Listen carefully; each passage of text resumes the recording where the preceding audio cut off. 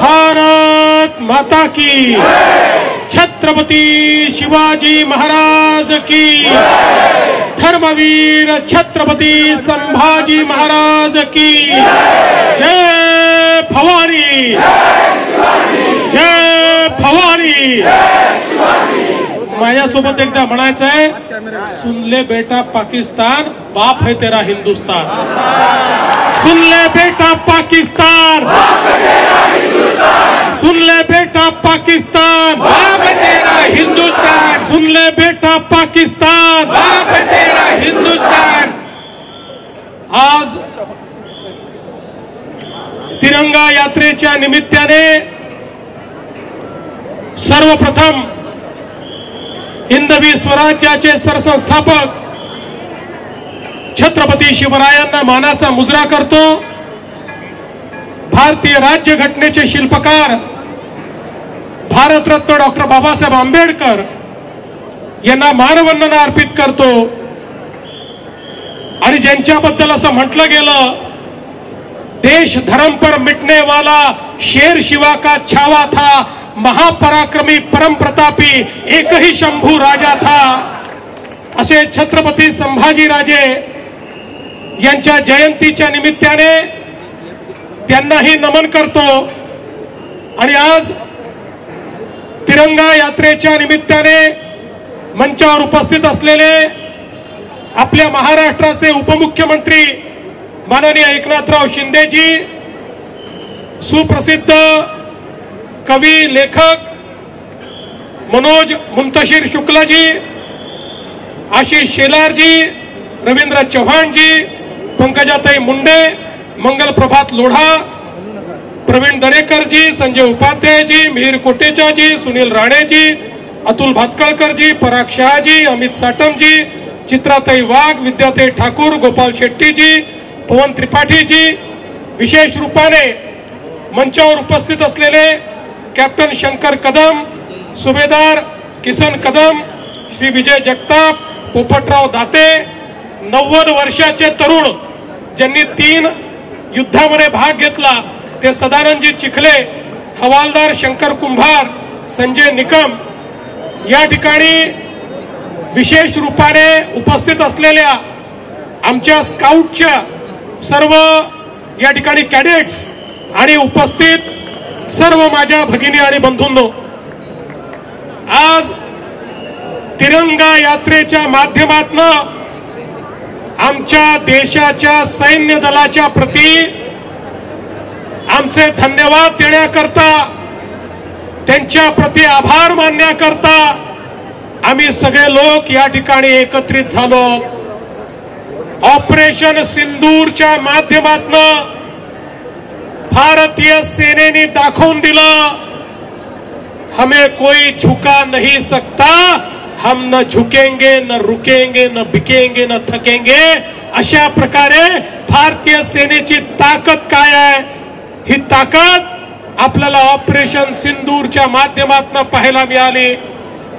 पहलगाम मध्ये आमच्या 27 बांधवांना ज्या बर्बरतेनं मारण्यात आलं, धर्म विचारून मारण्यात आलं, कुटुंबासमोर मारण्यात आलं, बायको समोर नवऱ्याला मारलं, मुलांसमोर बापाला मारलं, अशा प्रकारचं बर्बरतापूर्ण हत्याकांड या भारताच्या नव्हे तर जगाच्या इतिहासात अलीकडच्या काळात आपल्याला पाहायला मिळालं नव्हतं।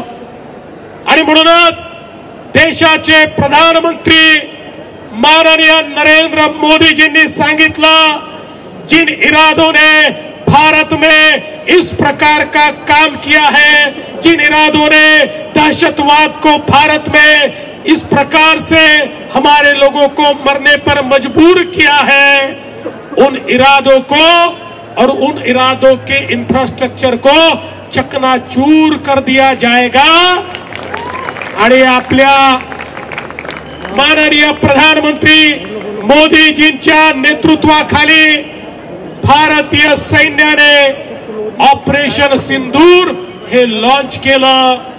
कारण आमच्या भगिनींचं जे कुंकू होतं ते पुसण्याचं काम ज्या आतंकवाद्यांनी आणि ज्या देशांनी केलं होतं त्याला नेस्तनाबूत करण्याकरता ऑपरेशन सिंदूरची सुरुवात झाली. आणि ऑपरेशन सिंदूर मध्ये अतिशय अचूक पद्धतीनं प्रिसिजन पद्धतीनं भारतीय सैन्याने आतंकवाद्याचे 9 अड्डे हे पाकिस्तानमध्ये घुसून त्या ठिकाणी उद्ध्वस्त करून टाकले. मला सर्वात जास्त आनंद कशाचा असेल तर ज्या ठिकाणी त्या हरामखोर कसाबनी प्रशिक्षण घेतलं तो अड्डा देखील या ठिकाणी नेस्तनाबूत करण्याचं काम केलं. आणि एवढंच नाही तर आपल्या मुंबईचे अपराधी असलेले मसूद अझहर असेल, त्या ठिकाणी अबू जिंदाल असेल, त्यांनाही ठोकण्याचं काम या ठिकाणी आपल्या सैन्याने केलं. आणि हे 9 जे काही आम्ही हल्ले केले या 9 हल्ल्यांचं सगळ्यात मोठं महत्व काय आहे तर पाकिस्तानच्या आतमध्ये ज्या ठिकाणी पंजाब प्रांतामध्ये शेवटच्या टोकाला जिथे त्यांना वाटायचं इथे कधीच भारतीय सेना पोहोचू शकत नाही म्हणून सगळ्या आतंकवाद्यांना ज्या ठिकाणी परिवारासहित राहायला जागा दिली होती, पनाह दिली होती, त्यांचे अड्डे तयार केले होते, ज्या ठिकाणी या सगळ्या आतंकवाद्यांकरता सेफ हाऊस तयार केले होते, नेमकं तिथे जाऊन भारतीय सेनेने ठोकलं आणि ते सगळे अड्डे उद्ध्वस्त केले. आणि पाकिस्तानला हे दाखवून दिलं, अरे तुम कहीं पर भी छुपोगे हम घुसकर मारेंगे, हम तुमको छोड़ने वाले नहीं है. हे या ठिकाणी भारतीय सेनेने दाखवून दिलं. आणि त्याच्यानंतर पाकिस्तानने भारतावर हल्ला करण्याचा प्रयत्न केला. मला या गोष्टीचा अभिमान आहे, एकही त्यांचा हल्ला यशस्वी होऊ शकला नाही. त्यांनी मोठ्या प्रमाणात मिसाईलचा वापर केला. त्यांचे सगळे मिसाईल हवेमध्येच भारतीय सेनेने उडवून दिले. त्यांनी ड्रोनचा वापर करायचा प्रयत्न केला, एकही त्यांचा ड्रोन हल्ला यशस्वी होऊ शकला नाही. त्यांनी F-16चा वापर करायचा प्रयत्न केला, त्यांचे F-16 पाडण्याचं काम हे आमच्या डिफेन्स सिस्टीमने केलं. भारताने हे दाखवून दिलं आमची डिफेन्स सिस्टीम इतकी मजबूत आहे की त्याच्यामध्ये घुसण्याची ताकद पाकिस्तानची नाही. एकही हल्ला पाकिस्तान भारतावरचा यशस्वीपणे करू शकला नाही. पण ज्यावेळी त्यांनी हल्ला केला त्यावेळी त्याचा जबाब देण्याकरता भारताने जेव्हा जवाबी हल्ला त्यांच्या सैनिकी तळांवर केला, पाकिस्तान घाबरला. पाकिस्तानला भारताची कॅपॅबिलिटी माहिती नव्हती, ब्रह्मोसची ताकद ही पाकिस्तानला माहिती नव्हती. ज्यावेळी त्यांचं एक सैनिकी तळ उद्ध्वस्त झालं त्यावेळी हाच पाकिस्तान जगाच्या पाठीशी सगळ्या देशांकडे गेला. आता युद्धबंदी करा, आता मध्यस्थी करा, आता युद्धबंदी करा, आता मध्यस्थी करा. भारताने सांगितलं पाकिस्तानला युद्धबंदी करायची असेल त्यांनी आमच्या पुढे गुडघे टेकावे. त्यांच्या सैनिकी अधिकाऱ्यांनी आम्हाला फोन करून त्या ठिकाणी विनंती करावी तर आम्ही युद्धबंदी करू. आणि पाकिस्तानच्या सेनेला आपल्याला फोन करून विनंती करावी लागली, त्यानंतर ही युद्धबंदी झाली. बंधू भगिनींनो, भारतीय सेनेची जी ताकद आहे ही ताकद पहिल्यांदाच आपल्याला पाहायला मिळाली, जगाला पाहायला मिळाली. भारतीय सेना आता अभेद्य आहे हे देखील आपल्याला पाहायला मिळालं. अशी आपली सेना आणि त्या सेनेच्या पाठीशी खंबीरपणे उभे असलेले भारताचे प्रधानमंत्री माननीय नरेंद्र मोदीजी, याच्यामुळे भारताची ताकद आपल्याला समजली.